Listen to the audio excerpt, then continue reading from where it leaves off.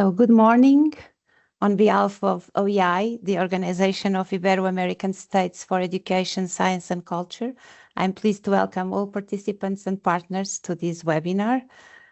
The webinar is organized within the framework of a project co-founded by the European Union under the Citizens' Equality, Rights and Values SERVE program, and we will present the You Decide project.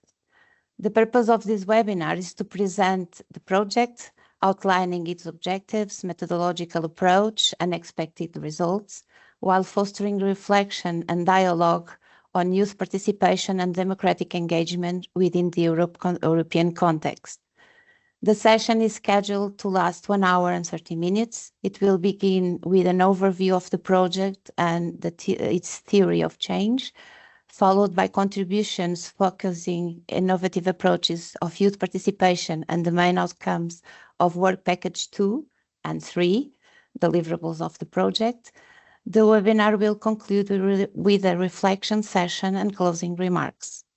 Before we begin, please note that automatic translation and transcriptions are available through the platform settings, should you wish to activate them.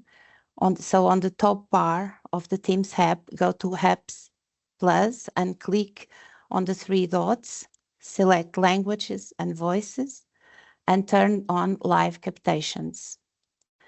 At this point, you can choose the language you want to access. The webinar will be conducted in English. Even co-funded by the European Union, the views and opinions expressed during this event are those of the speakers and organizations only, and do not necessarily reflect those of the European Union or the European Union Education and Culture Executive Agency. Neither the European Union nor the granting authority can be held responsible for them. Before we continue, a brief reminder that this is an online webinar and that it will be recorded. We kindly ask all speakers to please check their microphones if they are muted when not speaking, and to switch them when they are invited to intervene. We also encourage speakers to activate their cameras during their interventions whenever possible. Should any speaker wish to share a PowerPoint presentation or play a short video, please feel free to do so when it is your time to speak. I will moderate the session and introduce each agenda and speaker. We thank you for your participation and interest. So let us begin. And I will give the floor for an institutional welcome remarks to Ana Paula Laborinho, Director of OEI Office in Portugal and Director General for Multilingualism and Promotion of the Portuguese and Spanish languages on OEI. Ana Paula. Good morning to everybody. I'm so sorry because I have a problem with my computer, so I can't read my remarks, the remarks I have prepared to you. But anyway, what I would like is to say we are very, very glad. We are very satisfied with this project, and thank you very much for your participation. This is a project, as you know, that increase the rights of the children. So more and more, this is very important. And it's also very important to have the cooperation of all of you. This is a collaborative project, so we know that it's very difficult to work together and to work each one in different countries. We have here different countries and also different interventions. But anyway, this is also very important to this project to have so different participation and so different even views to increase this project and to increase also the rights of the children that are more and more important. So what I would like to say from us as the we are those that are coordinating this project. What I would like to tell you is how important this is to us, how important are your contributions, and of course we hope this is one step to much more steps to work together. So I hope this meeting is very successful and is one more step to the results of our project. Thank you very much in the name of our organization as coordinators, and thank you to each one of you to participate here and to add your contributions to this project. Thank you very much. Thank you, Ana Paula. Just to complement, inform you that UDecide is implemented by a heterogeneous and interdisciplinary consortium of 6 partners from Portugal, Greece, Italy, and Romania,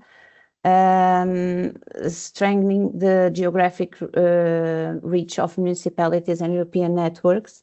The project is coordinated by OEI with partners in these countries, namely AIG. I will present them during the webinar, who assumes the scientific coordination of the project, but also the Cascais municipality. I will say it just in the CPIP, the Centrum Pentru Promoverea organization from Romania, the National University of Athens, and Smart Bananas from Italy. In addition, the project collaborates with associated partners like Eurochild, ensuring greater impact, inclusivity and alignment with European child participation networks. And we also will have pilot actions across multiple countries. For example, in Portugal, we are testing the project in Cascais, but also in Odemira, and in São Martinho das Amoreiras, and also in school in Satam, in the north of Portugal. In Spain, the project will collaborate with Galicia, and also with 2 cross-border projects, one called Frontier Schools and another Ubuntu Ibero-American, and where Portugal and Spain are also presented. In Italy, Greece, and in Romania, the project will also test its tools in coordination with municipalities. At the European level, we will coordinate with Eurochild, as I think I have already mentioned, and also UNICEF.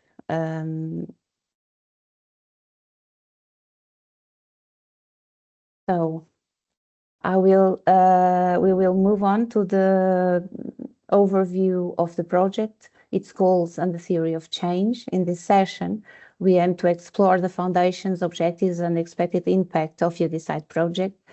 This session will provide you an understanding of the conceptual and methodological framework guiding the project, as well as its anticipated outcomes in the fields of youth engagement, social inclusion, and policy innovation. Our goal is to create a space where you can fully appreciate the project and its significance and impact.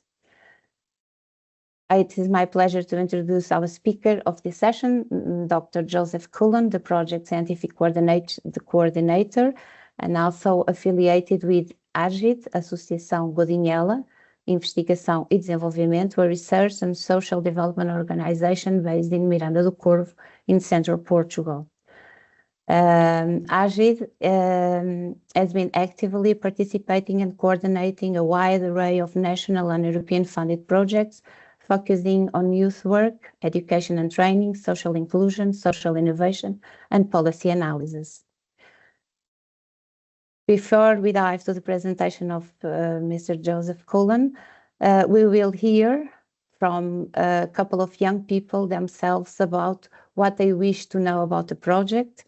It's a short video recorded in the north of Portugal, in a school in north of Portugal, and we will hear it with very interest, because that's the focus of the project, to have youth voices. So before I give the floor to Joe Cullen, we will look to the video. Barbara, if you can.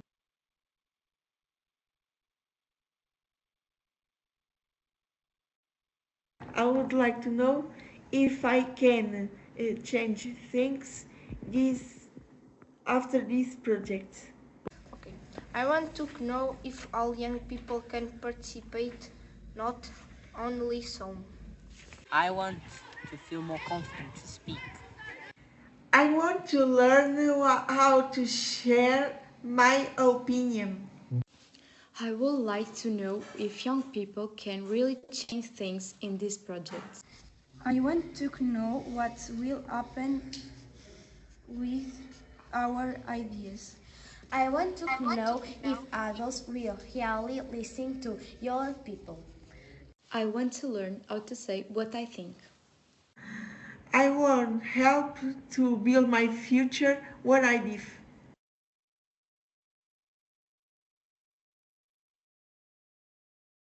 Joe.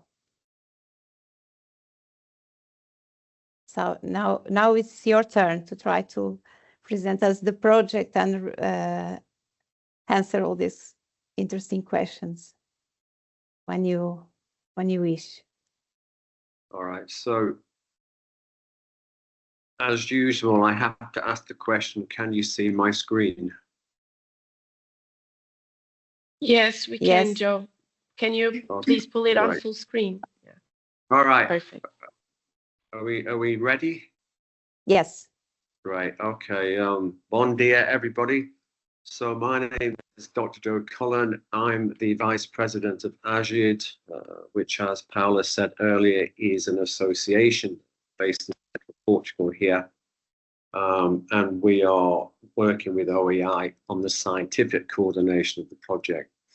So what I'd like to do is briefly take you through what UDecide is, and particularly focus on its theory of change, which I'll go on to in a minute.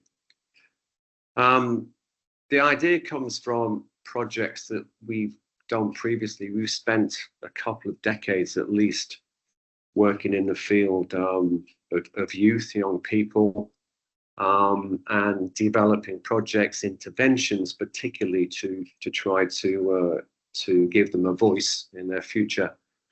What we've learned over that period is essentially that many projects, many interventions basically do things to children and young people. They have things done to them from the top. It's very rare that you get projects, interventions that actually are co-created and co-produced by children and young people themselves. So I guess our starting point for UDecide is how can we create a space and the opportunity for children and young people to become architects of their own future. And we've taken up the learning from a lot of projects in the past that have used this theme, how can we actually co-create things where young people are in the driving seat. Share My City was a particular project where we were trying to resolve tensions between youth and, if you like, the establishment over how cities operate. Mystic was a project that we developed with a completely new model of youth work, where youth workers work collaboratively with young people to deliver interventions to change the communities for the better. So we've taken all that stuff, and particularly the idea that you can't do things to young people. You have to put them in a space where they actually are driving the innovations and the situations. A theory of change is essentially it's a way in which you can tell the story of a project, an intervention, its narrative, what it's trying to do, and you start off with what's the presenting problem that you're trying to change, and you end up with what do we expect to change at the end of this project, what are the impacts, and then you fill in the dots in between. So UDecide's theory of change starts with a problem. And the problem is that children and young people are not engaged in making decisions about their future. We hope to change that at the end of the project by increasing children and young people's participation in political life, in decision making, in the governance of their communities, giving them more of a voice, not just a voice, but an actual active role in shaping their own futures.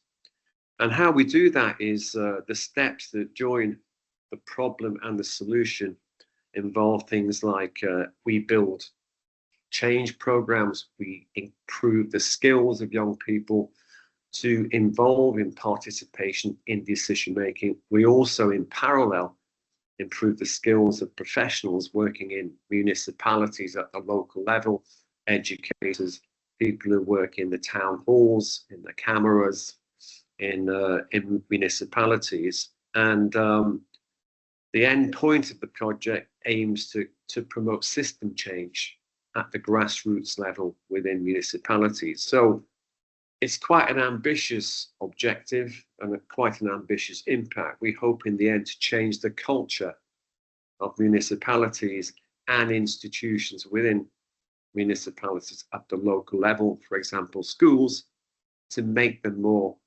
active and make them better spaces so that young people and children can actually take decisions for themselves and influence their future.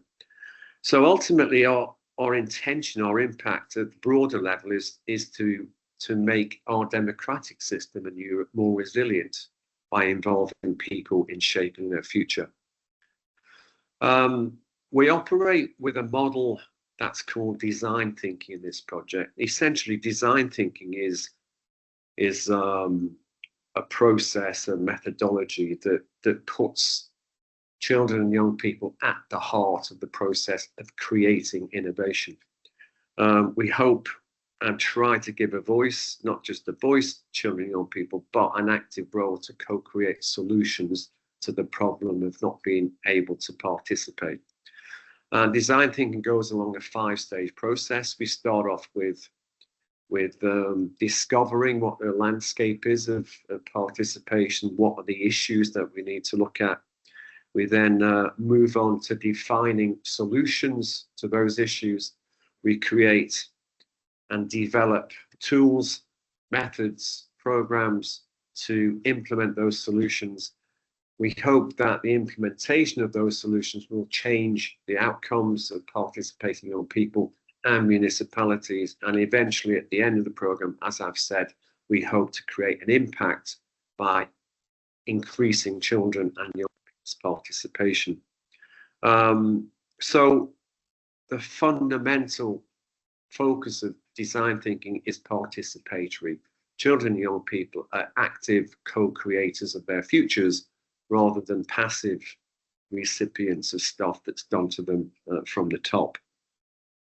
How that works in practice is, as I said at the beginning, we ultimately aim to change the culture of municipalities and the agents involved in those, like schools, like town halls, like the decision-making process at the local level.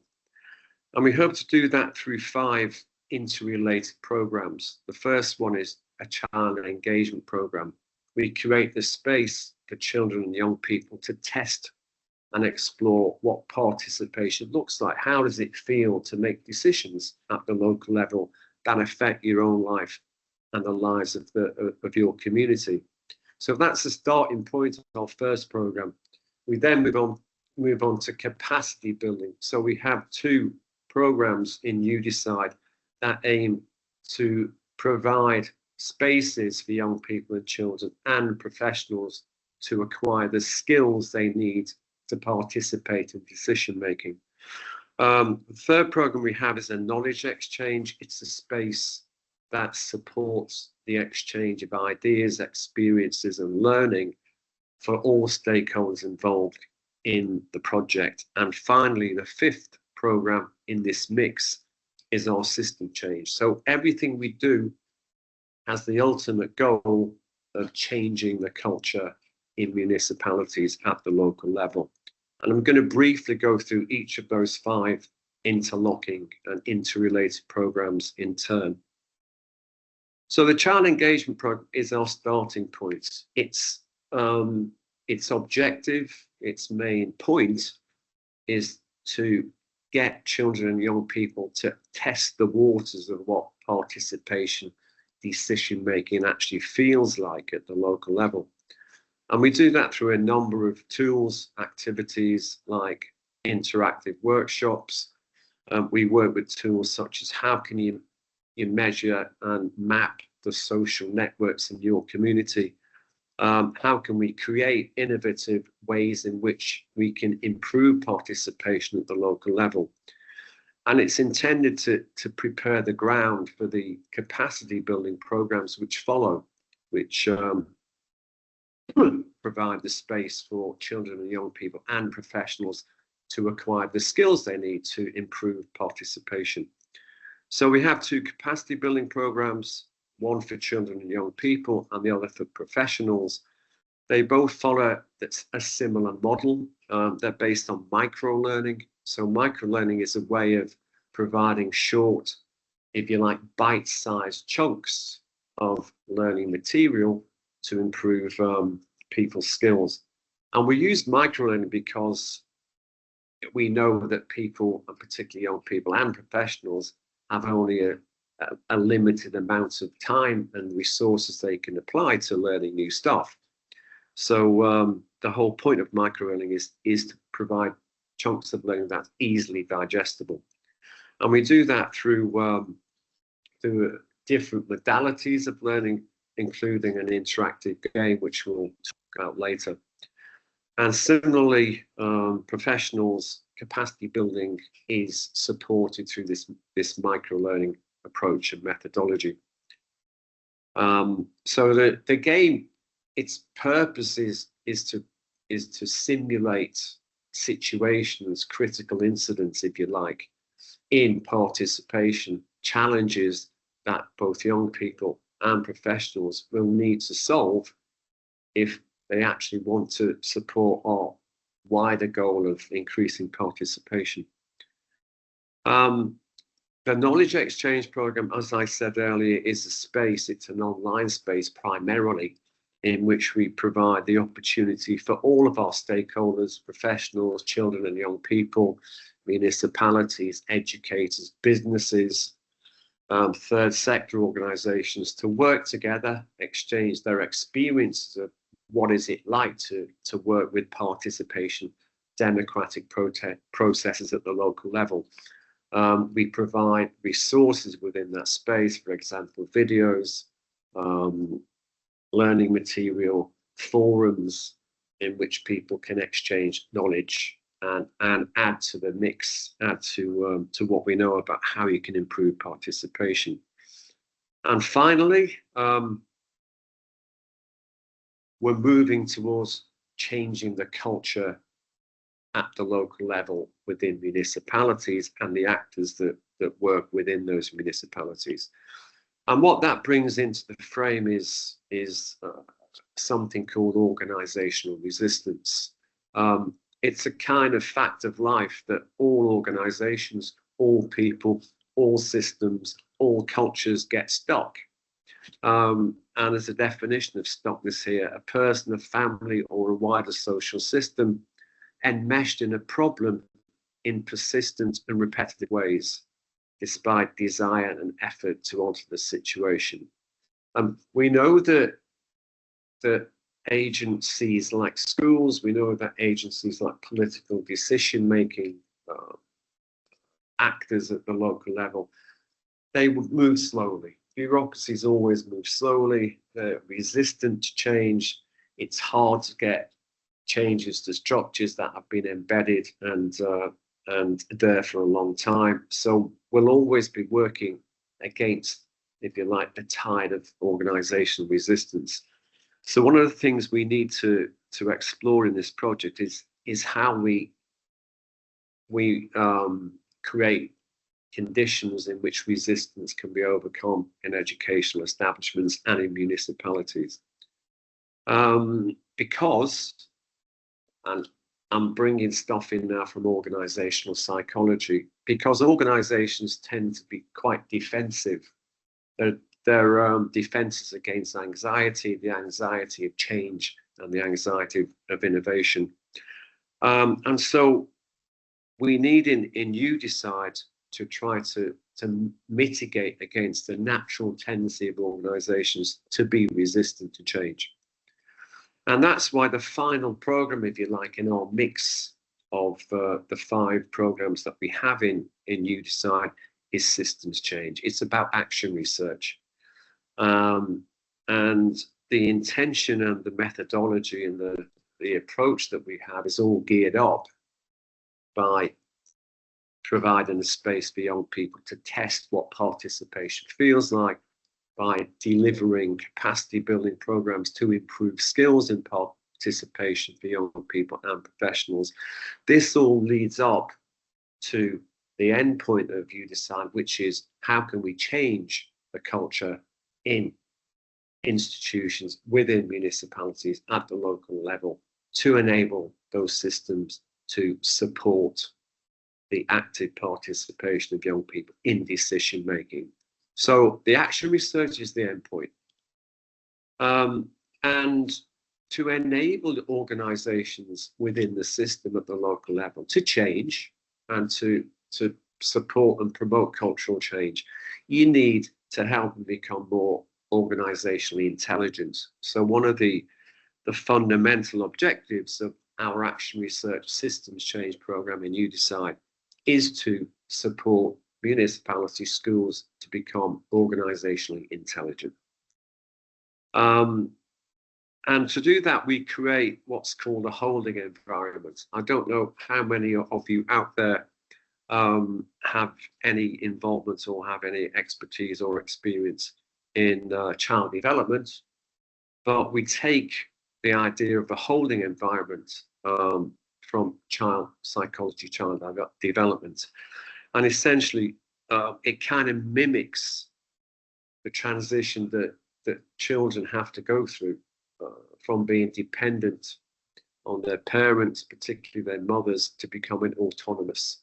And how that works in the context of child development is to create a safe space for children to explore different personas, different types of identity. And in You Decide, we try to replicate that transitional process from being dependent to becoming autonomous within the organization. So a whole point, or one of the main objectives of our action research and systems change program within You Decide is to create a safe space within organizations, within schools, within municipalities, where people can explore different personas, like take on different ways of doing things, take on experiment with change. And that's it's not an easy thing to do, but that's our ambition.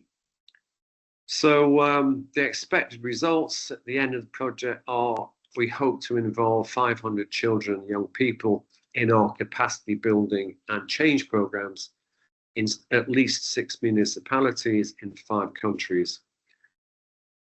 About half of those children and young people present with vulnerabilities and multiple needs. We expect to involve 10 schools in our change program, in our system change action research. We expect we have a target of 350 professionals working in our capacity and skills building programs and in the systems change program in municipalities and in schools. We hope that we'll get at least 500 stakeholders involved in the knowledge community, in exchanging ideas, experiences, and learning about child and youth participation. And a key output and product project is what we call an open toolkit. So we hope to put all of the tools, all of the knowledge, all of the resources, and all of the learning and results of the program in an open access, online, interactive toolkit, which will enable stakeholders who are interested in adapting what we're doing in this project to work in other contexts. And we have an extensive dissemination action within UDecide, which hopefully will involve at least 600 participants in different multiplier events and a final conference. So the outcomes, if you go back to the theory of change, what we expect to have an impact on, what we hope to change as a result of delivering UDecide is, firstly, we increase the participation skills for young people, give them the tools to become more actively involved, not only have a voice in democratic processes and decision making, but become active co-creators of new ways of making decisions. At the same time, we hope to support professionals in municipalities to acquire skills to improve how they work with young people, how they collaborate in creating new ways of decision making and governance. We hope to deliver enhanced participation systems at the local level through, for example, better, more collaborative decision making on things even like budgeting for a municipality, things like voting, things like debates, and so on and so forth. As I said at the beginning, the crucial thing about UDecide is it's co-created. We're moving away from the situation where children and young people have things done to them to a position and a perspective and a space in which children and young people actively co-produce their own future. And at the end of the day, we hope that will lead to the increased involvement of children and young people in political life and in actually making real decisions about how their community operates and how its future will develop going forward. And ultimately, at the broader level, at the European level, we hope to make a contribution to a more resilient and a more democratic ecosystem, which, of course, as you all know, is extremely important in the face of the increasing assault on democracy through increasing radical political positions and perspectives, through disinformation, through misinformation, and through the erosion of European values. So hopefully our longer term objective is to make a contribution to pushing back against all of these forces that are eroding our democracy. That's pretty much it. So, do we have questions?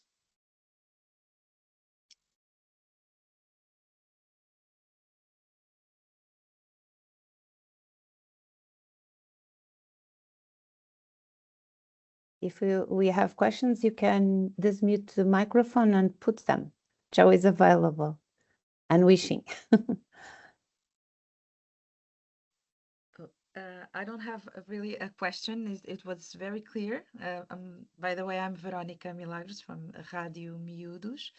I just want to congratulate you on this project and say that we're on the same path to give children the voice and make them co-creators. So congratulations. It was very clear also, and it's an amazing project. Thank you. And I'm available to. Me and Paula have been working a bit together, but we're available to work even more, because I think our paths can join and help each other. Thank you, Verónica. And so after understanding the project and its processes so clearly, and thank you, Joe, for that. And before we present you some of the work already that we are already doing in the project, it seems to for us interesting to hear about innovative approaches of youth participation from our partners. And so in this what we will present now is two different experiences. One from the municipality of Cascais, sharing insights on the forum and the manifesto of children's and youth rights. Cascais is one of UDecide's consortium members, and the municipality is known for its tradition on civic engagement and participatory governance. And today they will share a brief perspective on this innovative forum and manifesto, and we welcome Sandra Tavares for this presentation. And we will also hear from Rádio Miúdos and from Verónica Milagros. Rádio Miúdos is a first radio station run by children in Portuguese. Their mission is to amplify young voices and create a global media space for children and youth who speak Portuguese. Rádio Miúdos is also kids radio. It's also a place where young people practice citizenship from an early age. And we welcome Verónica Milagros. I will give the floor first to Sandra and then to Verónica. Which of them will have 6 minutes to speak about their fabulous projects. Let's understand these inspiring contributions. Sandra, when you... Yes, when I'm ready. Good morning, everyone. I'm here with Helena Vasco, my co-worker, and we'll start with her. Helena, where are you?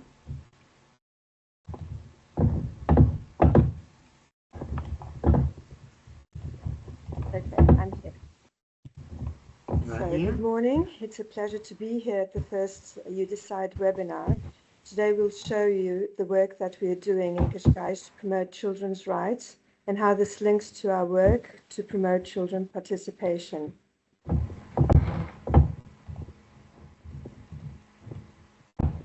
There is a... Sorry, Paula?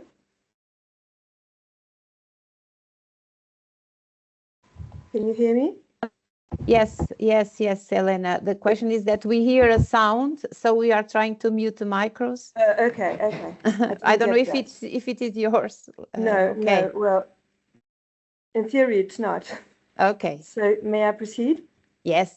Thank you. Okay. So every year, Cascais organizes the Children's Rights Fortnight. This work is part of a strong partnership between schools, families, local organizations, and the municipality. Our goal is simple: to make sure that children are heard and that their ideas help shape local decisions. Let's look at the video.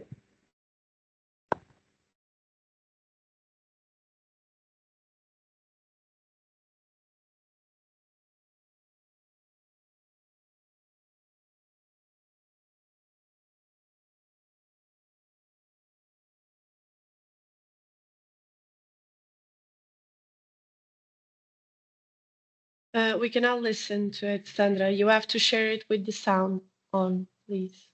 When you click on share, you have an option to include sound.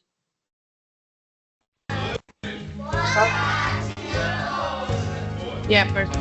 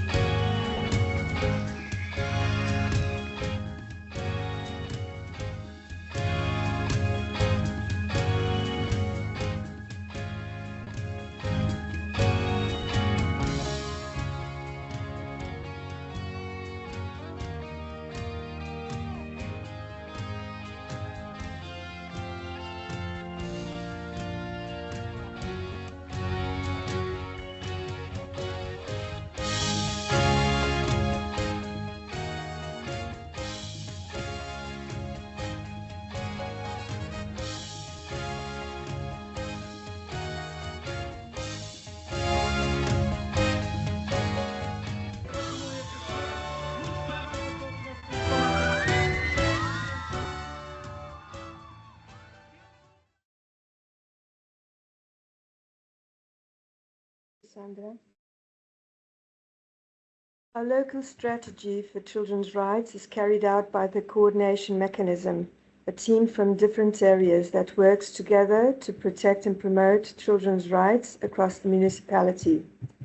The coordination mechanism organized the Children's Rights Fortnight, which celebrated Universal Children's Day and the UN Convention on the Rights of the Child. In 2025, our main theme was Democracy Strengthening Children's Rights and Children's Rights Strengthening Democracy.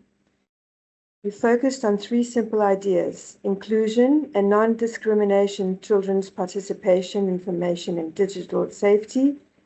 And the main event of the fortnight is the Municipal Forum, where children and young people share their ideas directly with local elected representatives.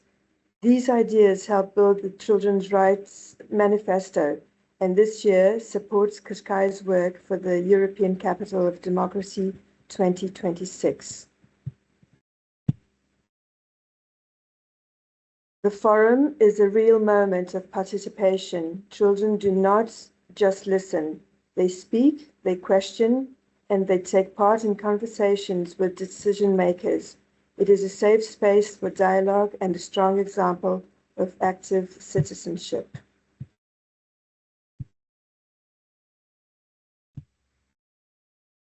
For the forum, we held creative workshops with partners such as Dipal and Teatru Manu. Children used theater, music, and visual arts to explore what democracy means to them. A group of 10 children later presented the Children's Rights Manifesto at the closing seminar of the fortnight.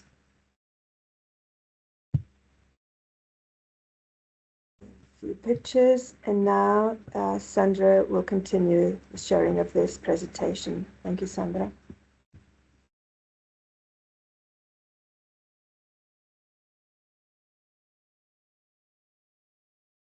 Sandra, you are muted.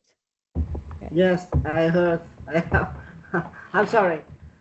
So the forum of the manifesto that was built with the children and young people in the fortnight of Qashqai included three tips that Elena speak, and the conclusions they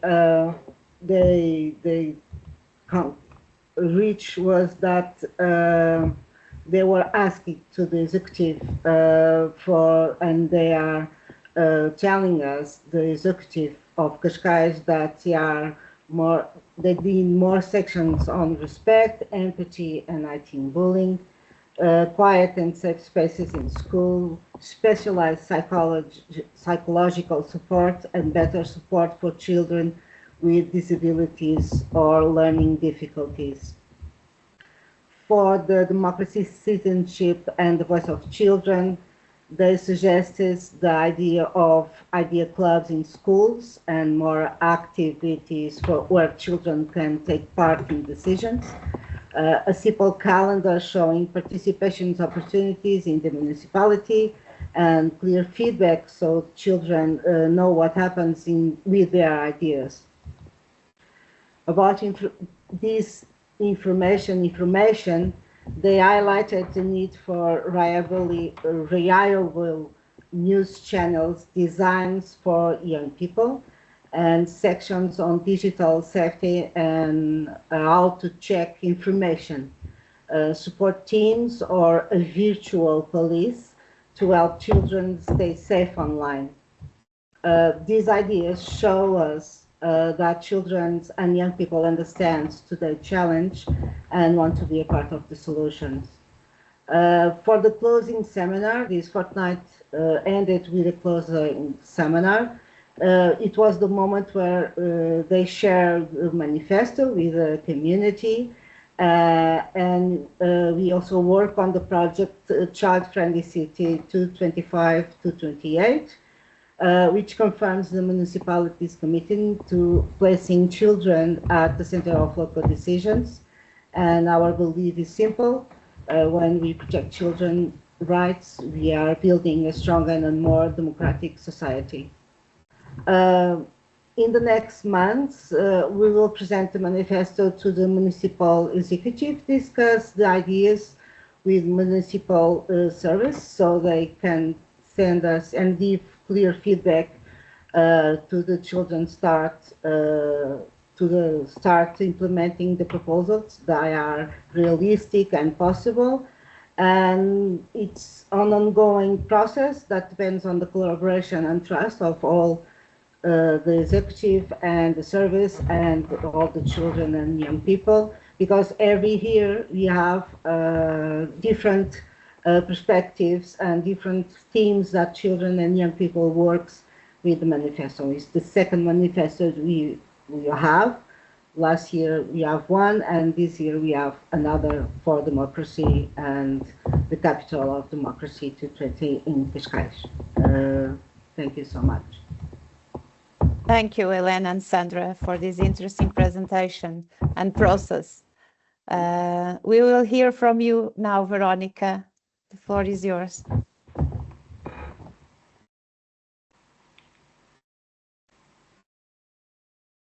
Let's see here.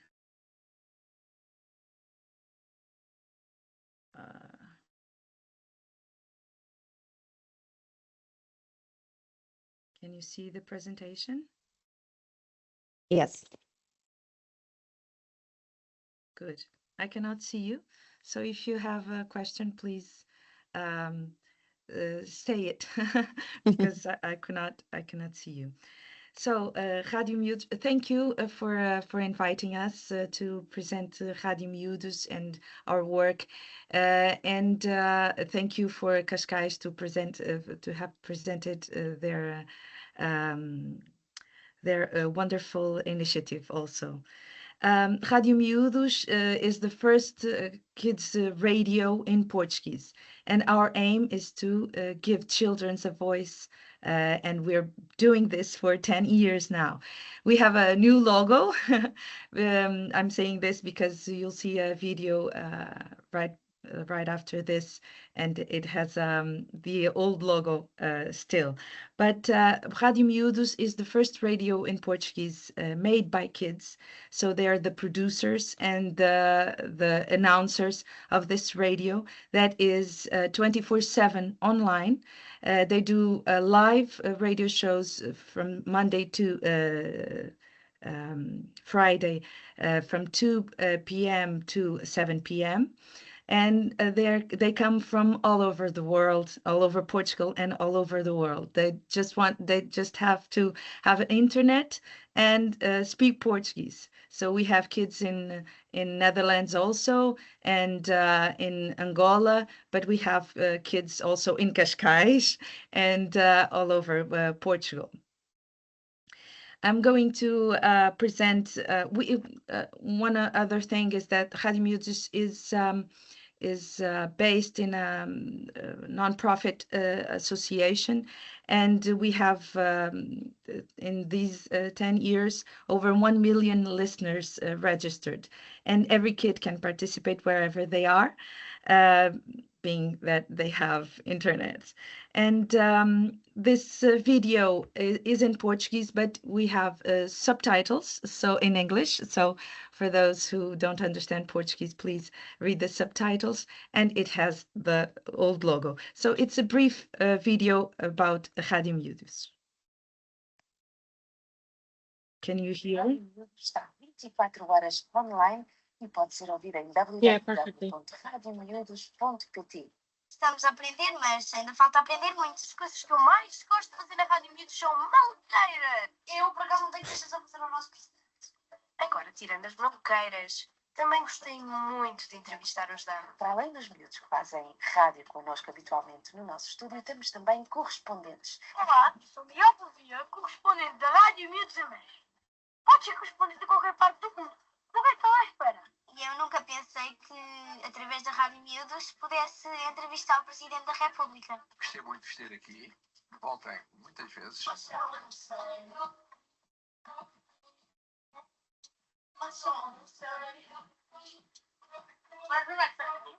Que colaboram na Rádio Miúdos estão normalmente muito mais à vontade, tomam normalmente a iniciativa de avançarem sempre que há uma situação estimulante, sempre que há um desafio, e encontro nesses alunos competências que normalmente ou são coisas inatas ou normalmente não sucedem em meninos do 6º ano em idade tão tenra. Eu sou mais da Beatriz, que tem 8 anos. A Beatriz é locutora na Rádio Miúdos. Tem sido uma experiência maravilhosa. A Beatriz tornou-se uma criança mais interessada nas coisas do mundo. Ver bem, tu vais ver. Radiomiúdos.pt. A primeira rádio é português para crianças que os pais adoram. So Radio Miúdos is based, it has a studio in Bombajal. It's our first studio, and we opened another studio in Torres Vedras 1 year ago. It's almost in its first year, and starting the 2nd year, and we're open to build more studios around Portugal. And I'm going to briefly talk about Kids in Democracy. That's one project of Radio Miúdos, because Radio Miúdos is not only a radio. We also do workshops, and we also teach a bit of literacy, media literacy, not only for children but also for adults, and for we broadened because we saw the necessity. But the Kids in Democracy project is it's also a serve child project, like You Decide. And Kids in Democracy, Empowering Children's Voices for Change, is a project that Radio Miúdos has, and its main objective is to promote the active participation of children and young people in the country's democratic life, and also help to raise awareness and create space within local authorities for this regular participation. So the kids in Radio Miúdos co-create all the time. They're the producers.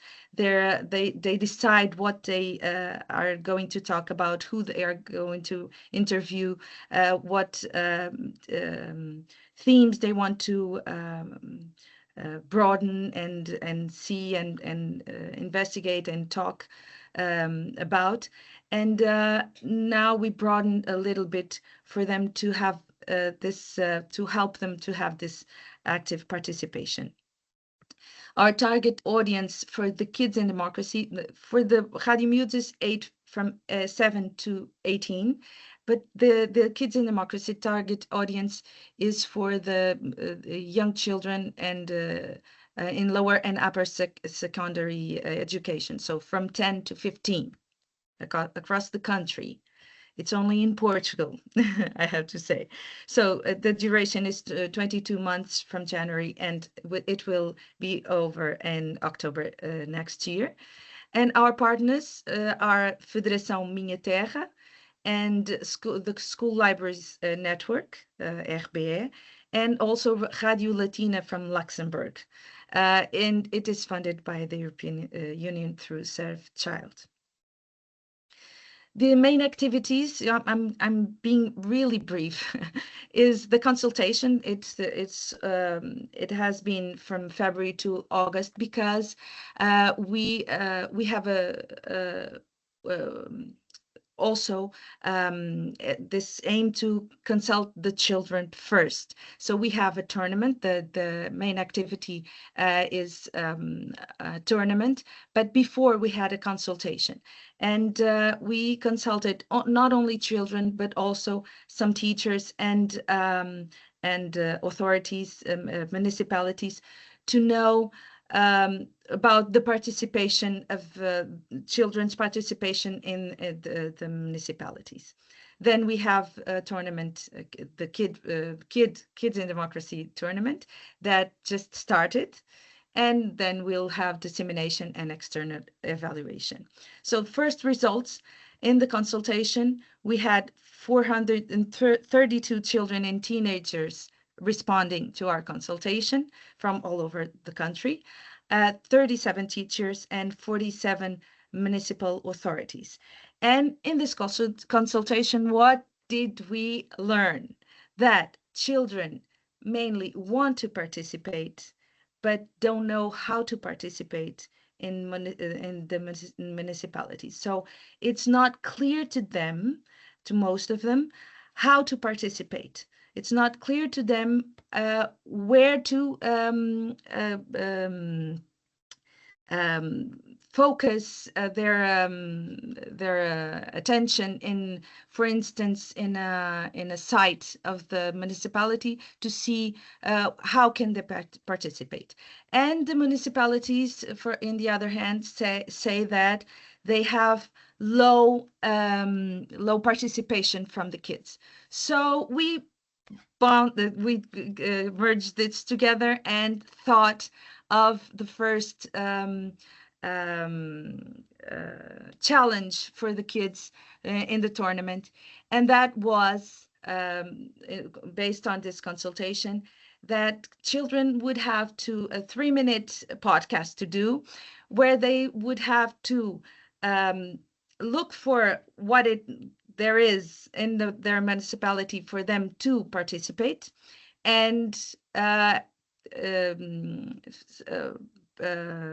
build a podcast about what there is. And if they cannot find anything for children to participate in their municipalities, to have a saying and propose to the municipalities.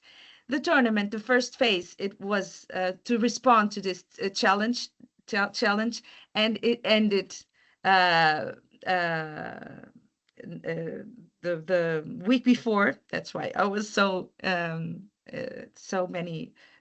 had so much work, and we had 511 children and teenagers participating. We had 52 podcasts, and it was in mainland Portugal and the islands. So everywhere we had participation from every part of Portugal. So this was very brief. I'm available to answer any questions you have, and I'm available also to think of projects to do with all of you that are hearing. So here are my contacts if you need. Rádio Miúdos is the first radio made by kids in Portuguese. Thank you. Thank you, Veronica, for this interesting presentation of the Rádio Miúdos, which I'm a very big fan, as you know. Thank you. How can I don't know if there is... how can I don't know how to close the... You have to go to the same button to share and click stop sharing. Okay. Yeah. Oh, did it stop already? Yeah.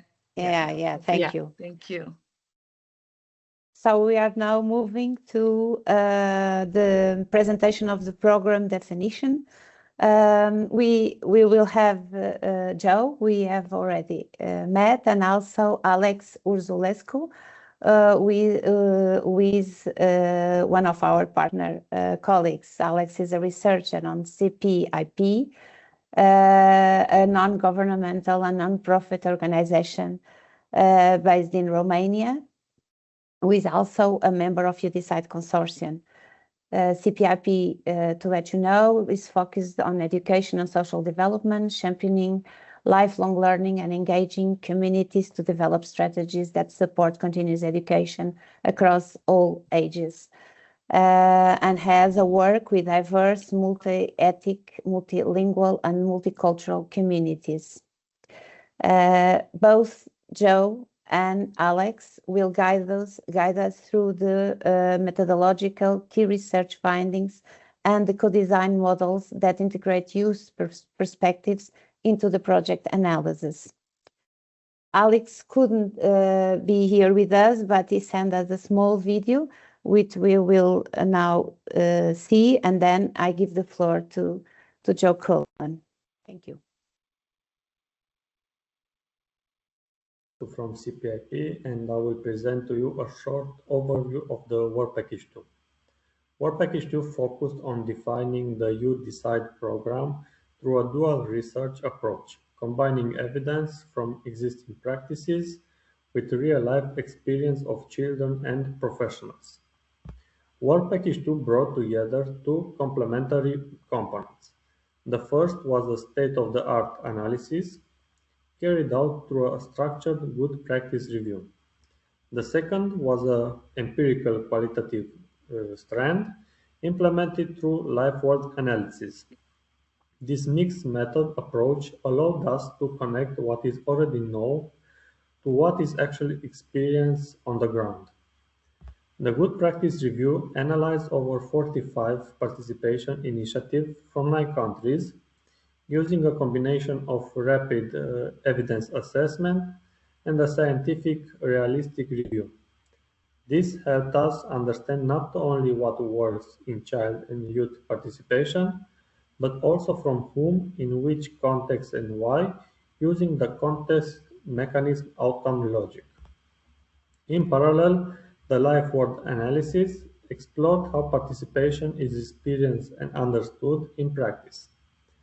Data were collected through interview, focus group, and participatory workshop with 56 children and young people and 52 professionals from education, local authorities, and civil society. This allowed us to capture emotional, relational, and contextual dimensions that are often missing from formal evaluations. Together, these methods provide a solid empirical foundation for Work Package 2 and directly inform the competence framework and pedagogical design of the You Decide program. The Work Package 2 research highlights a clear gap between the formal recognition of children's right to participation and the reality experienced by children, young people, and professionals.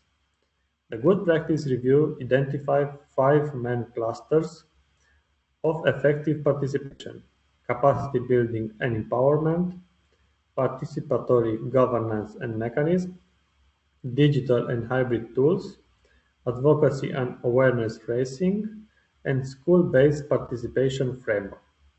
Successful initiatives share common features such as co-creation, continuous feedback loops, flexible facilitation, mentorship, and institutional support.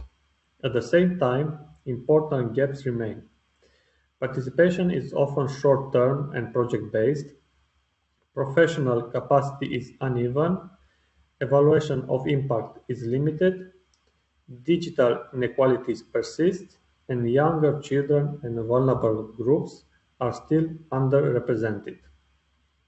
From the life world analysis, children and young people express frustration about limited influence, low trust in institutions, and participation that feels symbolic rather than meaningful.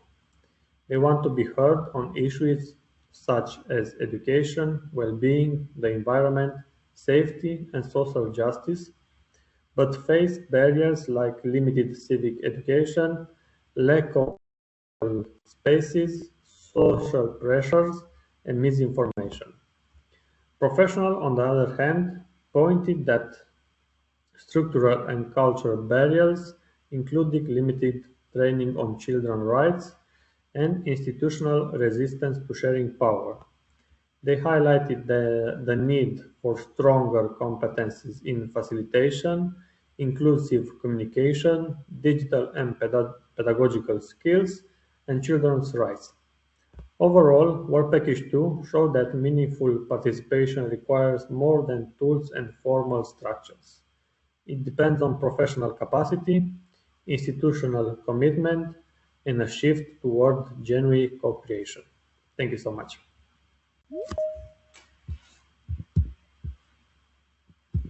So what we are finding is that children know what they want to do in order to participate, and that they are sharing common thoughts. So Joe, how did you decide move forward?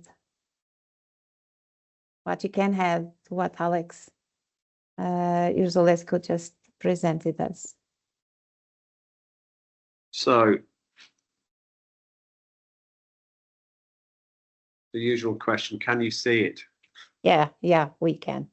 All right, so this is a little slightly redundant because Alex's video, which I hadn't seen before, is pretty much covered what I'm going to say.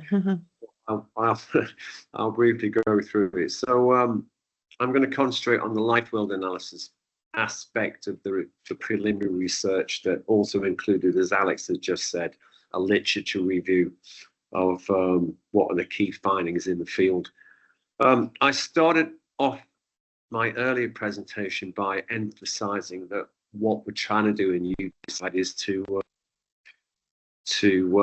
involve children and young people as co-creators of innovations and new things, rather than have stuff done to them from the top down. And of course, if you're trying to pursue that objective, you really need to not make assumptions about what the lived experience of children and young people of participation is. So our starting point for the project was, how can we understand the point of view, the perspective, the lived experience of what life is like at this present moment in time for children and young people? And that's what life world analysis does. It aims to capture lived experience in the forms of stories, accounts, narratives that are rooted in people's real everyday life. So life world analysis is a phenomenological methodology. It tries to do a deep dive into what life is actually like for people on the ground, rather than try to make assumptions from the point of view of the researcher. We use 5 constructs in life world analysis: life world, how lived experience can be understood; temporality, how participation, democracy, decision making is experienced in time; spatiality, how the structure of the community affects young people's perceptions of their life and how they can get involved in decision making; embodiment, which is on the one hand how physical attributes such as disability affect participation, but also in terms of skills, what skills are needed to actually actively get involved in shaping your own future. And finally, the 5th construct is intersubjectivity, how young people make sense of things collectively. As Alex said, we use a number of tools. It's an ethnographic approach. We use stuff like in-depth interviews, focus groups, participant observations, sometimes diaries. And what we were trying to find out in the life world analysis in UDecide was answers to these questions. How do young people feel about political life, citizenship, and participation? What are the key challenges for them, and the obstacles to getting involved in decision making? What skills do they need to become more active citizens? And equally, what skills do professionals need to support decision making by children and young people? What are the barriers to child-focused participation, and what systems need to be in place in municipalities to support it, given what I said earlier about resistance to change, which is always a problem. As Alex said, we did the life world analysis with very in-depth, on the ground, what we call co-design workshops with young people and professionals. 56 children and young people from Portugal, Spain, Italy, Greece, and Romania, plus a bonus through OEI from some children and young people from Colombia, with an age range between 8 and 25 years old, and including children and young people from what we would call underrepresented groups, for example, from ethnic minority communities, migrant communities, children and young people presenting with neurodiverse issues and complex educational needs. The professionals came across from a spectrum, including educators, municipal officers, staff of NGOs involved in the field of participation, social workers and health and youth professionals. So the key results from our life world analysis, and I was quite comforted to find that they map well onto the results of the consultations from the KID project that we just looked at. So how do children and young people feel about participation? The key findings from our life world analysis was, firstly, there's an overwhelming sense of frustration, and you saw that from some of the videos that we've looked at already, about lack of involvement in decision making. Children and young people feel constantly frustrated that they can't seem to get involved actively in making decisions about their own future. Second, there are limited opportunities to support them to contribute to decision making and shaping their own future. There was a common finding across all of our participants of a distrust in political life, political systems and politicians, and therefore a sense of disconnection, not being able to actively influence the process of politics and decision making, and a sense that they have limited or even no knowledge about how the systems work. What matters to children most and young people? Well, perhaps predictably, they're very concerned about school life and education, and it's not surprising considering the impact, the negative impact that the pandemic had on children and young people's education, which involved an awful lot of disconnection from education. Another thing that matters most, is highly prioritized, is mental and physical well-being. Children and young people are under more and more pressure on their mental health and on their physical health. They're very concerned, as we saw from the KID consultation, about the environment, climate change, sustainability issues, about how that affects their local community, how it works, about safety and security, not just at a local level, but globally, about social justice and equality, and about, again, to reinforce what I said earlier, how children and young people can be actually represented in political life, in decision making and governance. The barriers that we identified to the active participation of youth in decision making, governance, political life are limited political education and understanding of how systems work, lack of information and support about decision making, political life, limited access to spaces, opportunities and systems to meaningfully engage in shaping decisions about their future, social and economic barriers, limited time, financial constraints, social pressures, for example, being discouraged from participating by their peers, by family members, bullying, and social isolation. Digital inequalities. To get actively involved, you more and more need to have access to digital tools and media information. There was a point which was consistently highlighted by our participating young people was the impact of misinformation, disinformation, and the influence of social media influences algorithms in shaping how they think about politics and what they think about participation. And finally, physical and mental health issues. What skills do children and young people need to get more actively involved in shaping their future? Things like intrapersonal skills, empathy, resilience, being able to empathize and understand the point of view of somebody else. Interpersonal skills like communication, being able to debate things, being able to have a conversation about issues which are sometimes polarized, and therefore conflict resolution skills, practical skills such as how you get involved in local projects and organizing community action, campaigning and advocacy skills, critical thinking, the capacity to understand how an argument works, to, for example, to understand fake news and how that operates, to have a critical position on information, and awareness raising skills.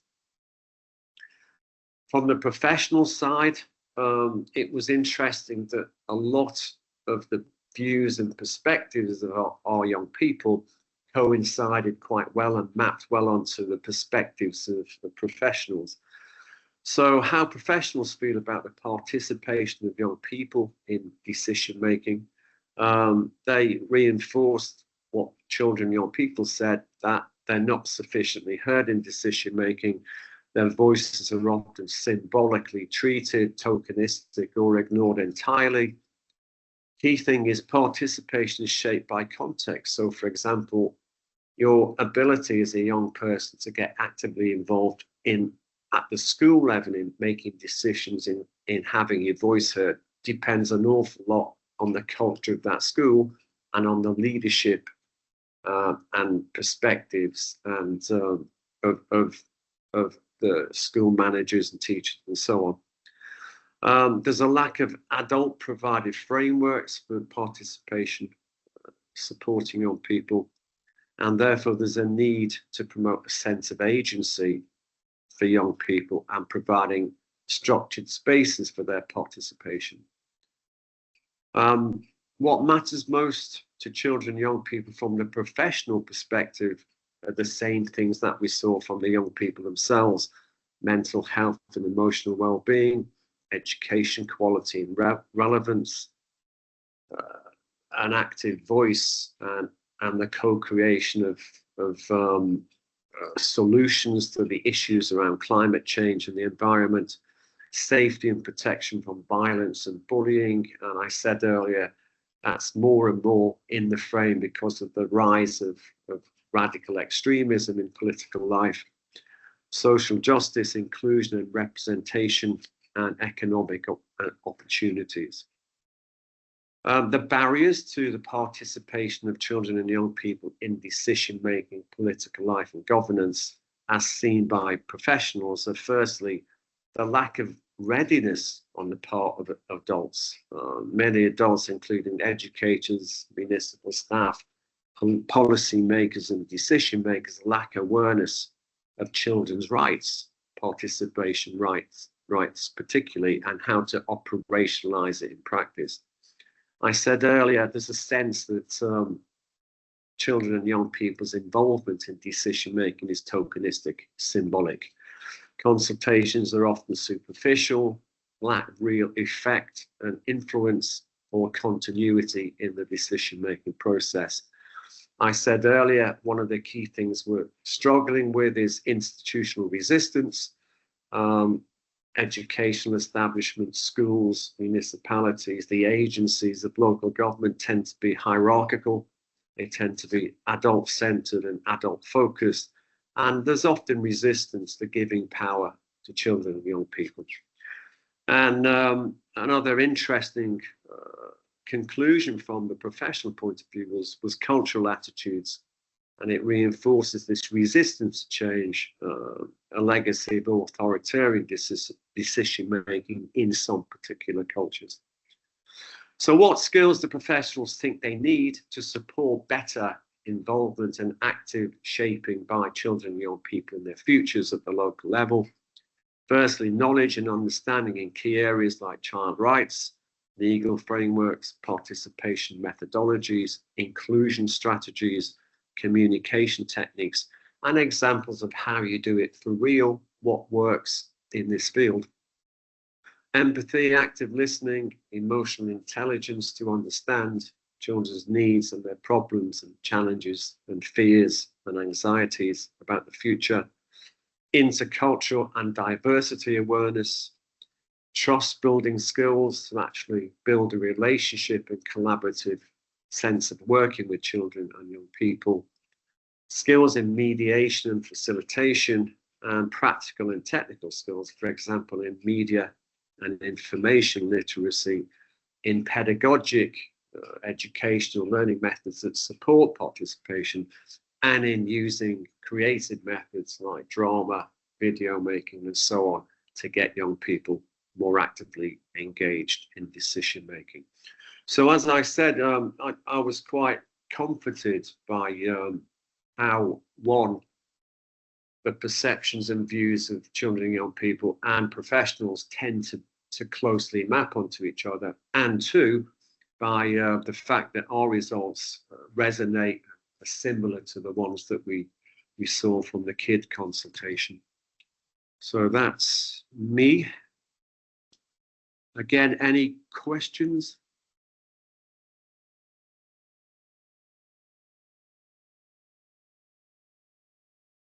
So if not, I will propose to proceed to a presentation of what we are doing regarding the program design and the training program preparation. I am delighted to introduce our next speaker, Professor Anna Sibukli from the National Kapodistrian University of Athens, which is the first modern university in Greece and one of the earliest in the Balkan and Eastern Europe region.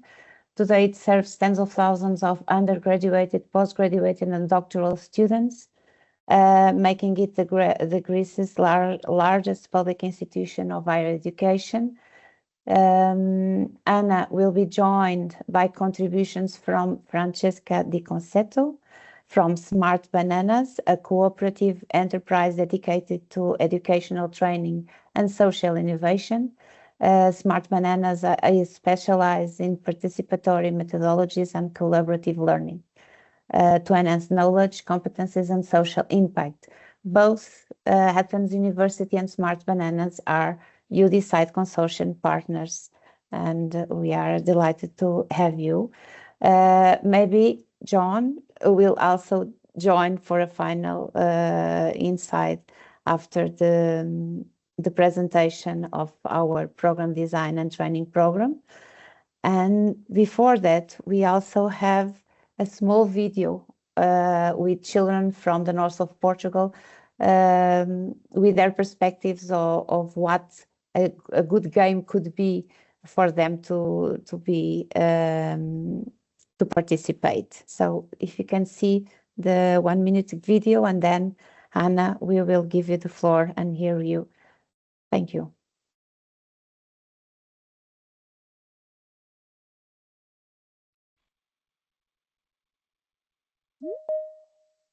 I want a game to help me in real life. I want to learn how to help different people. I want a game to show real situations. In the game, I want to learn how to participate.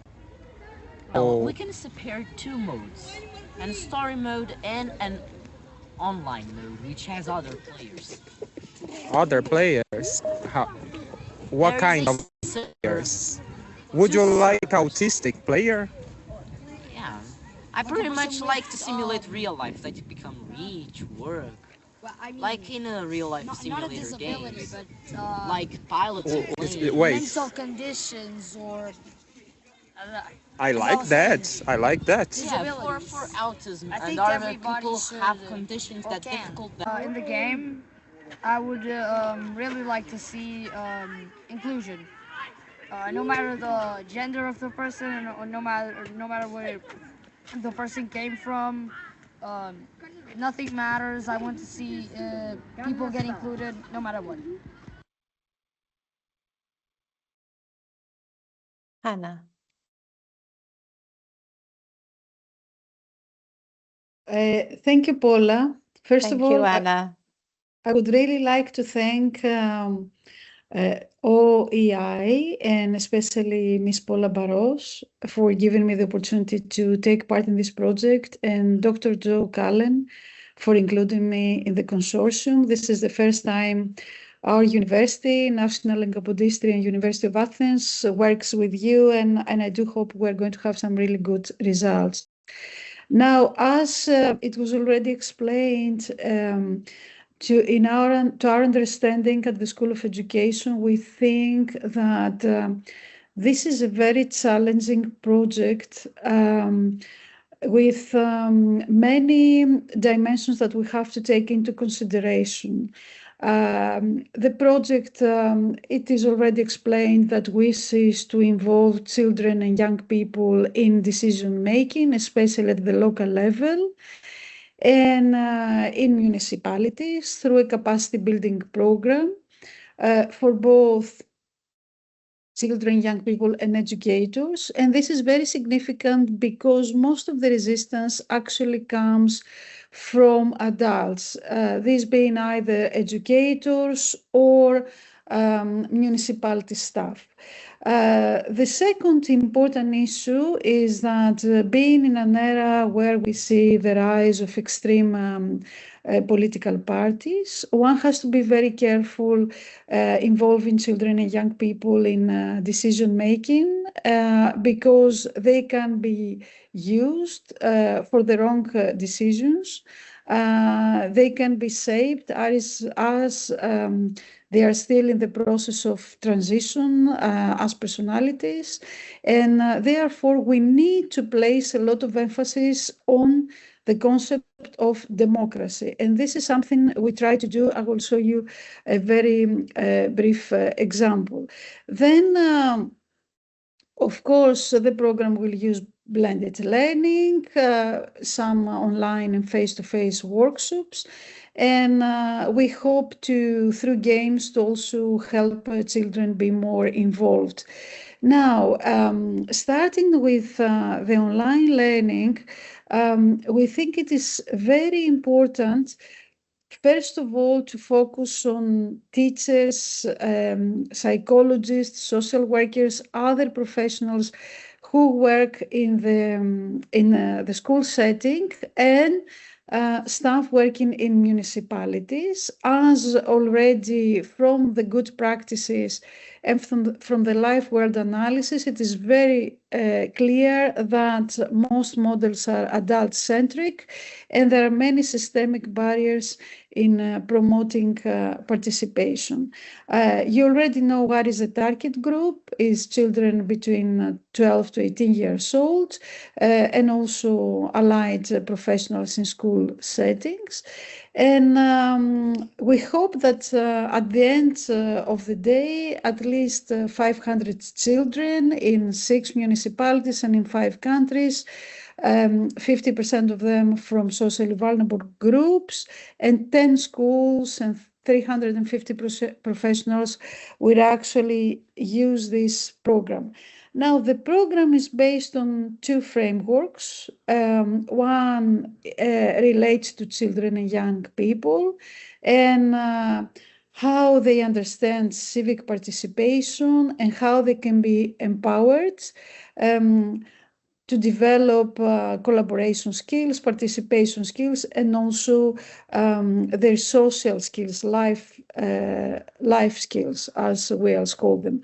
And additionally, how we can help professionals to work on knowledge, skills, and attitudes, and especially changing attitudes, being transformed in a way that they wish to promote democracy instead of using more teacher-centered or adult-centered approaches is perhaps the most difficult part of this project. The modules are 5. They are integrated modules. The first module focuses on child engagement as an entry point. The second on child capacity building and how they can better be involved in government, democracy, participation. The third on professional capacity building. The fourth, it is an integrated, again, module on knowledge exchange, where an intergenerational dialogue and cross-sector collaboration is expected to develop. And the fifth module, which is the final, is basically aims to synthesize and integrate the learning from the preceding modules. Having said that, we have made an agreement that we have to expose professionals and teachers, educators to all the modules, because especially when we speak about young children and adolescents, educators are always a mediator between between us and them. So we have to have them as allies in this design and development. The aim is to promote inclusivity and intersectionality. So the program is based on four basic design principles. The learning can be blended, meaning micro-learning and face-to-face in accessible formats.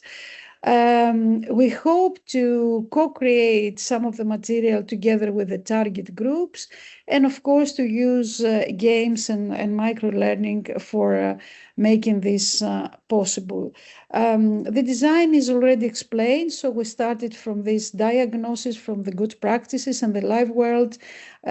We developed the program together, all the partners in this consortium, and now we are at the stage that the content is almost there, available, the modules and the processes, and we are ready to pilot and then receive a feedback and evaluate all this. And obviously, when we're going to go on the ground, we're going to use the action research methodology that is already explained by Dr. Cullen. We need a platform to deliver the program. The platform will be the central hub for all the 5 modules and all the multimedia content we are preparing, and some of them are ready.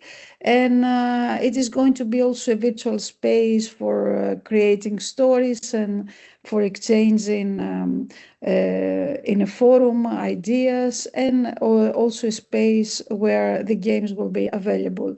Now, just a brief overview of the competence framework. As you can see here, a lot of attention is paid on democracy and governments and rights and responsibilities, which are not always well understood. Maybe professionals and children and young people have the knowledge, but they do not necessarily support this knowledge by the relevant attitudes. Diversity and inclusion is another issue. The community awareness and environmental awareness, global citizenship, safety, stability. Collaboration and intelligence is the second module that pays a lot of attention to all life skills, social skills like critical thinking, empathy, personal responsibility, etc. Participation skills are extremely important, and in this, within this concept, media and information literacy receive a lot of attention in our modules due to the fake news, due to the fact that children and young people spend a lot of time on social media, but not necessarily surfing for the right purposes. Now, to include professionals, we also need to work with them on understanding the same concepts that children and young people want to understand. And that's why the whole design methodology is transformative. We know many things about transformative theory of Jack Mezirow and how we need to change our dysfunctional assumptions anytime we're across a crisis situation or anytime we're faced with a dilemma. And the design methodology, again, is based a lot on participation, with the overall goal to empower not just the professionals, but also young people and children. Within the blended learning, we can use already some of the stories you have developed and podcasts, and it was very nice, the experience you shared with us about the web radio. And we also think that if children manage to develop within their own municipality their own web radio and use photo elicitation techniques, or using acting as journalists and having their own newsletters, that would be very interesting. And in the face-to-face workshops and dialogues, this is what we want to actually achieve, and suggest some new developments. Just to give you a brief introduction, if that's possible, to share with you.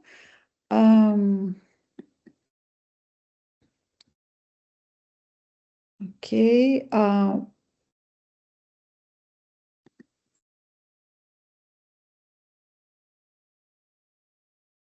Module 2 of the You Decide Child Capacity. I don't know if you're seeing now my screen. You're not sharing. Okay, we'll try again.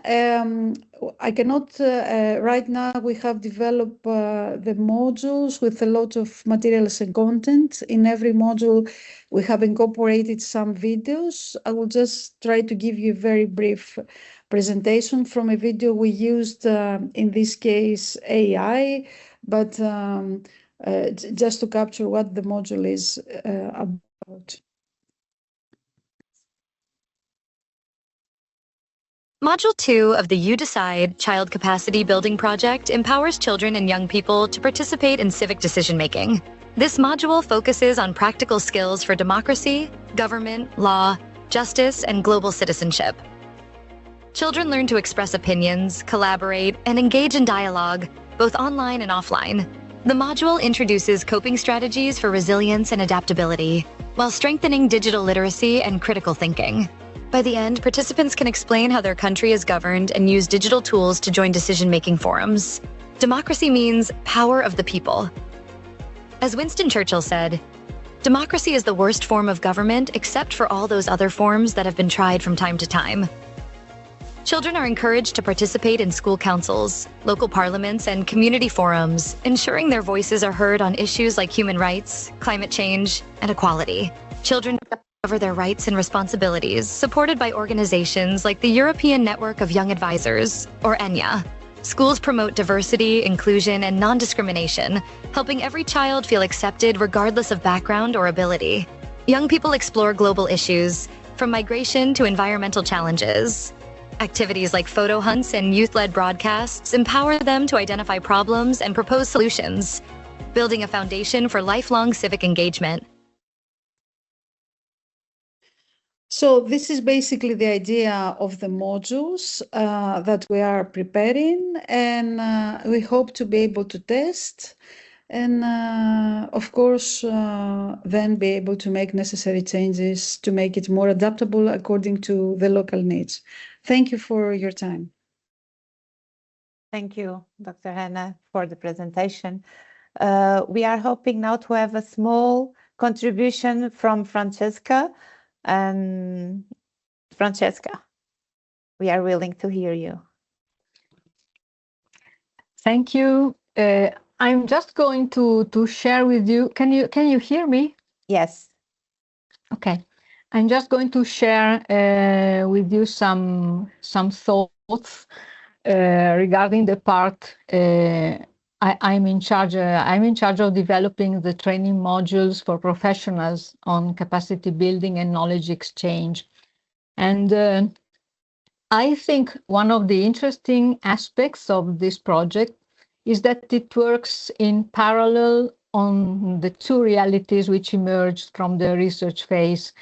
So the first reality, which is that children and young people ask to be listened to, and most of all, they ask to be taken seriously. And this means that they don't just want to be invited to express their views, but they expect to know what happens next. So some follow-up to their participation. They expect to see something concrete, to be confirmed that their views have been considered, and not sent meeting minutes, but something in a language that is accessible to them, that it can be an infographic or a video. Or also, they expect a follow-up meeting where things are explained to them in a transparent way. And I would like to underline this aspect of transparency, which emerged very much from, for instance, from the focus groups I held in Italy with kids. So basically, the idea is not just to hear them, but to tell them, we heard you, we discussed, and we considered your views, and there are some things that we can do. We can do something immediately. We can do something in 6 months, for instance. Something cannot be done, and this is why it cannot be done. So this is more or less some reflections also that inform the way, and I will explain later, the way we develop the modules and this particular part addressed to professionals. Basically, children are as able as adults to understand and know. So it's nice to show them that this aspect is respected, so to make things clear and make transparent to them. And this leads me to the second point, which is the second reality we are dealing with, which is that of teachers and social workers who work in municipalities and other professionals who work with children. Based on what they expressed in the research phase, that they needed to be equipped with tools to become more effective in responding to children's requests of being listened to. And also, some said that would like to learn from some good practices developed in other countries, in other places, and for possibly sharing them with other levels of decision making within their own organization. This is the main framework, and within this framework, the issue that professionals showed is that of time. Basically, they know what they have to do to make children's participation meaningful, and they are ready to support this, but they need time. They need to devote time to build it. This means devoting time to, for instance, talking to them in a language that is appropriate, not using technical jargon, not using an institutional language, and getting acquainted with the communication codes that young people use, which aren't the same that we use when we talk between us adults. And so also devote time to learn, how can I say, how to get rid of patronizing approaches. Sometimes these are things that we do. I put myself in it too. We do this with good intentions, but this is not how it is perceived by children. And all of this is very clear to the professionals who have been interviewed during the research phase. It is also clear that there are a few constraints which are obstacles to this. And basically, it's the lack of time. So the idea we had to solve this issue, or to try to solve this issue, is to apply a combination of online training. So there is an online format that Anna just introduced, which we could call the hard component of training, basically the content, and providing this in an online mode shouldn't be intended as a shortcut, just to make things easier. It's just to make the pathway more feasible and also more flexible, a course that can be taken at each person's own pace. And this means not by lowering the bar, making something very simple. On the contrary, the idea could be to make this online course short, but to keep it short but not simple, in the sense that it should be short enough to be feasible, but at the same time not simplistic, because we have seen that participation is a complex project. So this is a challenge also for us who are developing the contents.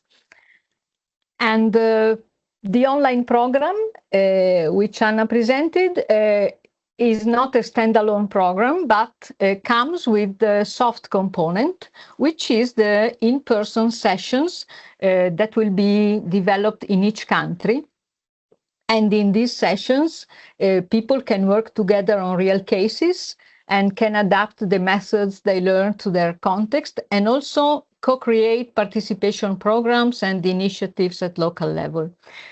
So basically, it's just a very short presentation of how the training for professionals will work.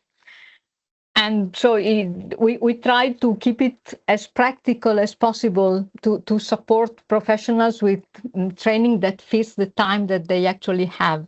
And I hope we reach this goal. And this is my reflection. Thank you. Thank you, Francesca.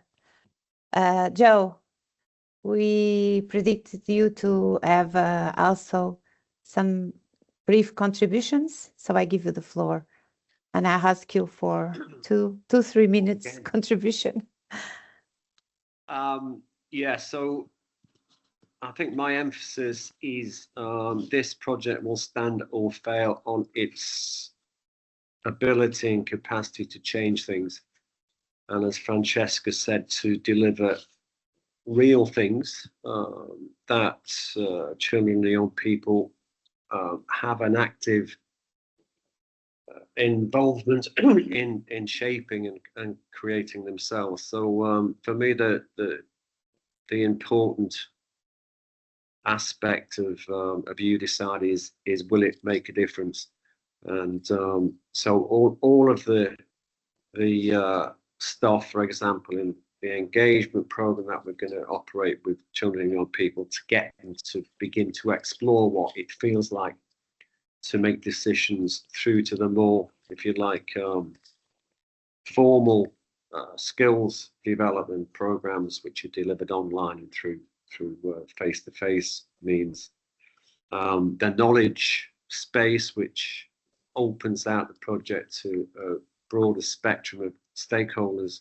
It all kind of is moving towards the end point, which is, can we change stuff? And that's where the action research and the system change operates. So I think all of this stuff will stand or fail on whether we actually deliver stuff that's real in schools, in municipalities, and whether that actually changes things and gives a real opportunity for young people to shape their own futures, to become architects of their future. And that's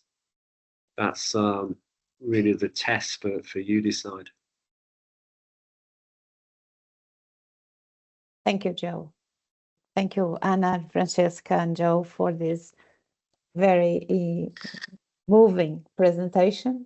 So we are all contributing and also willing to have the things prepared in order to initiate the process of systems change.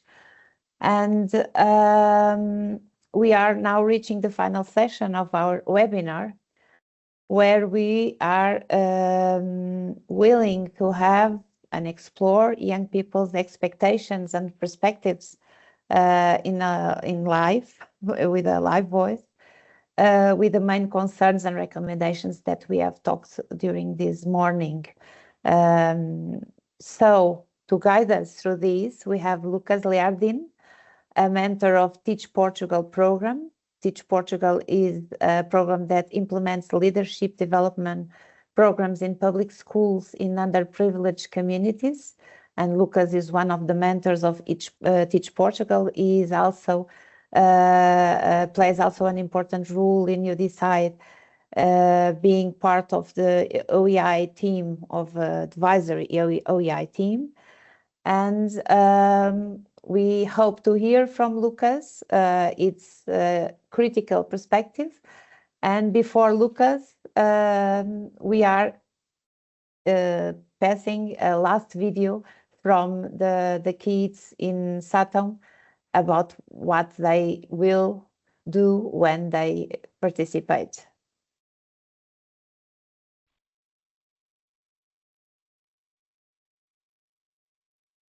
Participation means being To speak. Participation means being listened to. Participation means making a difference. Participation means that my opinion matters. Participation means changing things together. Participation means being part of decisions. Participation means having a voice. Participation means that we are not just a future. Participation means we are part of today.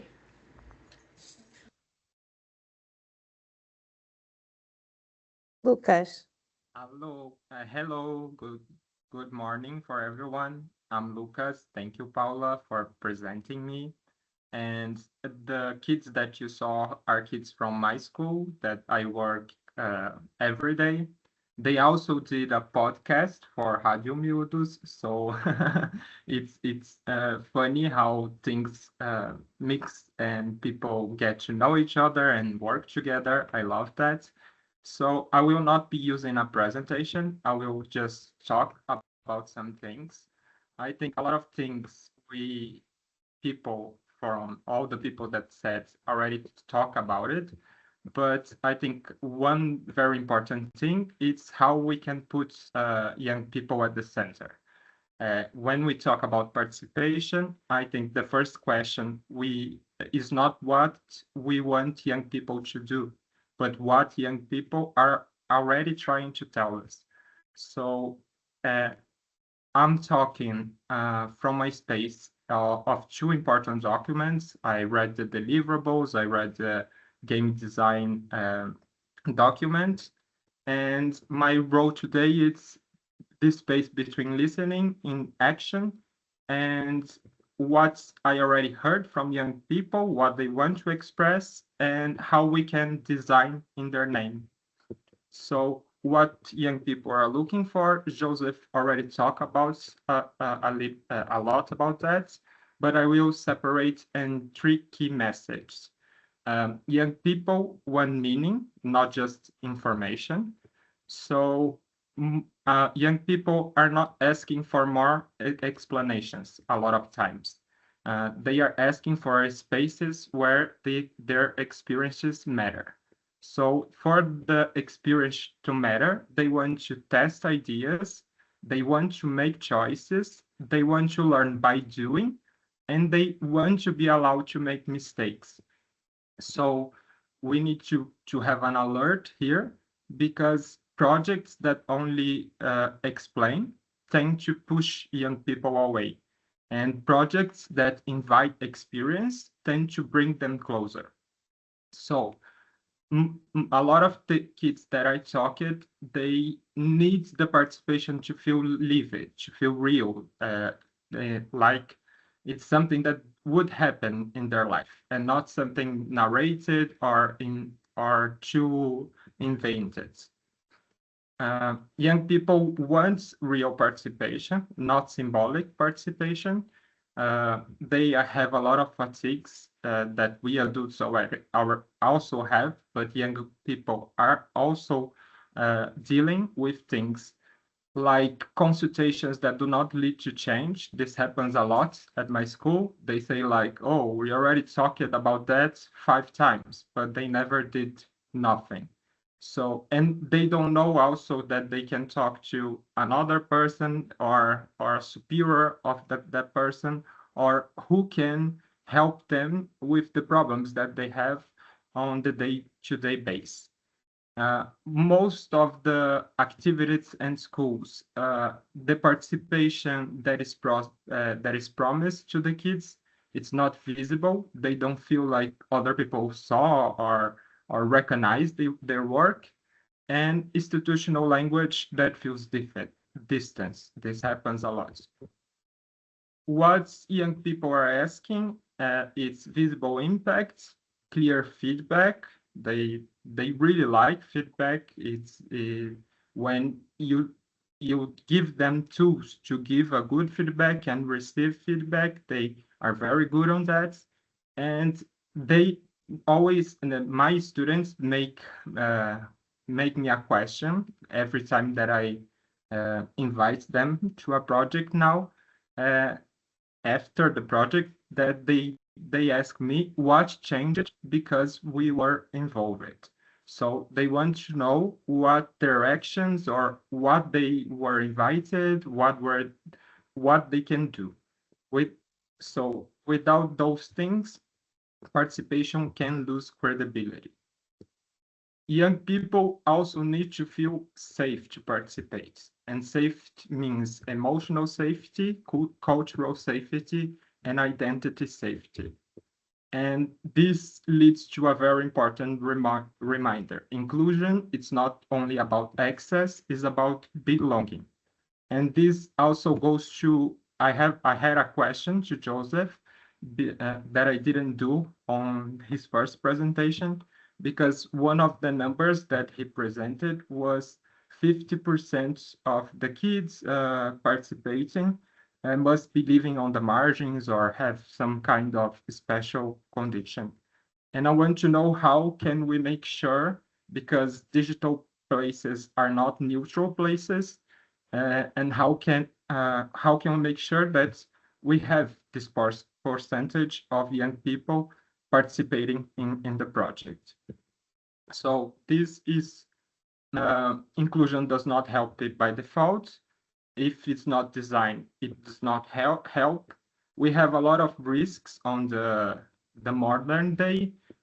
Digital platforms privilege those who already have confidence and voice. Webinars like we are having here, or a lot of discussions and politics and other things, are dominated by adult ways of speaking. And most of the times, young people become passive audience again. So I think things we can do to counter this, and we can intentionally design for, is simple and accessible language. I think we need to give kids multiple ways of participation. It can be speaking, it can be writing, choosing, playing, and also spaces where silence is not interpreted as disinterest. Kids and adults also, but kids most, sometimes they need some time to start reflecting or start sharing. And this silence, it's very important. And most time as adults do not respect, and then we can make them do not want to share anymore. And diverse representation really matters for them. So digital space can amplify inequalities. We can have unequal access to devices and connectivity. This happens a lot at my school. They can have computers or not. They can have internet or not. We have different levels of digital literacy.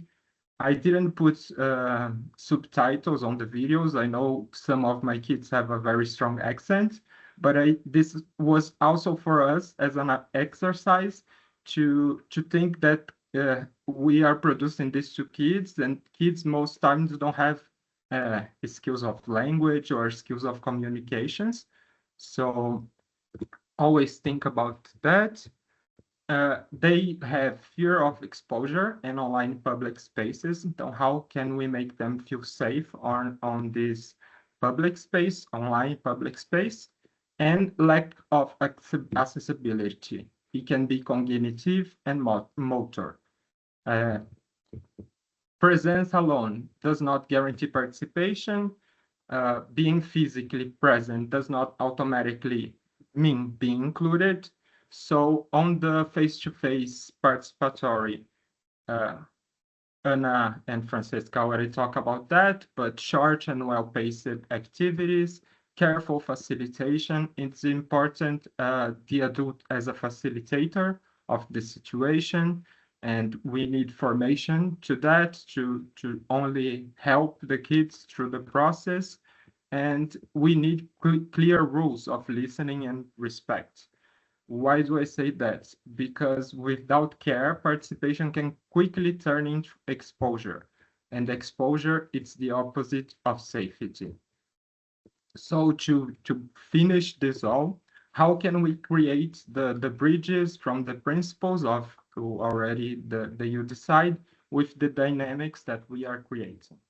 For websites, media, and webinars, use clear visual and youth-friendly language. Use words that already invite action for kids, like try, choose, decide. Make impact visible, so show what's changed because of the participation, or how many people are at the same time participating on that. We have to have some kind of active moderation to protect emotional safety. So I think Joseph also say about the virtual police and stay safe online. I also hear a lot about that from my students. And show the progress and evolution of the student as he gains a new skill or competence. So help them in this process and to understand that it's a path that they are building. Digital places must feel alive, responsive, and safe. From face-to-face dynamics, start from people's life experiences, work in small groups, close activities with concrete decisions or outcomes, name what was learned and what was decided together. So participation needs a beginning, a middle, and a clear ending. But I think it's also important that we give them tools for them to see and follow up what happens next. The next is as important as the action that we are doing at the moment. And to close, I want to say that participation is not something that we give to young people. It's something we build with them or we lose it. And if we really listen to what young people are telling us, participation stops needing a project and becomes a shared practice. This is what I had to share. Thank you, Lucas. So important, your intervention. Joe, I don't know if you want to step in with what Lucas asked, just briefly. Yeah, first of all, I want to reiterate what Paula just said, which is thank you, Lucas, for those key messages, which we totally and absolutely need to be reminded of if we're not going to be tokenistic and we're actually going to deliver something which is useful, appropriate, relevant, and actually resonates with young people's lived experience of how this stuff works or doesn't. So, yeah, to some extent, and to be brutally honest, the commission as the funding agents, the people who give you the money, they need box ticking. So yes, 50% from disadvantaged groups and so on and so forth. Making that a reality is not easy. So what we try to do is to address this for real in three main ways. So I think we try to emphasize that at the heart of You Decide is a design thinking approach.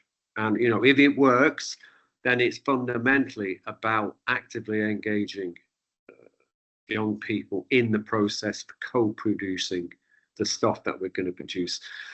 So it is at the heart of the project, but as you quite rightly point out, to use the English phrase, the proof of the pudding is when you eat it. So we have the methodology, we have to deliver on it. So design thinking hopefully will keep us on the path we need to be. The second thing is we've built into the project, again in its methodology, an evaluation method that is it's designed to incorporate diversity in it. So all of the content we deliver, all of the programs are meant to be age sensitive, so they're packaged in three broad groups: 8 to 12, 12 to 16, over 16. The material we will produce will be mapped to what we understand and what we've been told by our participants is necessary for it to work. It will be gender sensitive. It will be accessibility sensitive, particularly in terms of conforming with guidelines about how you present content online and so on and so forth. It will be culture sensitive. So again, at least in theory, we have thought a lot about this, and we need to deliver it. We have a period of 2 months when we finish the basic building blocks of this stuff, and in that 2 months we need to have a very thorough validation process in which children and young people actually get involved in testing the stuff and say, well, this doesn't work, this is shit, this is, you need to do something else with it, you know, that definitely doesn't work. So that's crucial, and hopefully we will make it relevant, appropriate, and workable. And the third, if you like, bit of the puzzle where we hopefully will be relevant and will be diversity sensitive and will do the right thing is the participatory action research. As I said, when we were talking about our approach to this earlier, it all stands or fails on whether we can actually do real change. So the action research stuff, which is where we actually work in municipalities and in schools, where will be the test, you know. And if we don't involve children and young people in delivering the change program, we're going to fail. So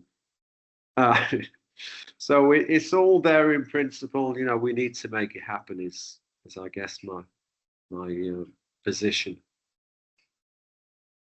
Thank you. So we are closing to the end. Thank you to all speakers, partners, and participants. We ask you to keep following the project in our websites, in our social media. Contact us for more details. Join upcoming events online and in person, and you can check them in the UDecide website for updates. The session, as I already told, was recorded, so it will be soon available in OEI YouTube. And on behalf of OEI and all partners, thank you for joining us today and for continuing engaging on a world where youth really participate and take part of decisions. Thank you. Have a nice day. Thank you. Thank you, everybody. Thank you. Bye-bye. Bye. Bye. Thank you. Bye-bye.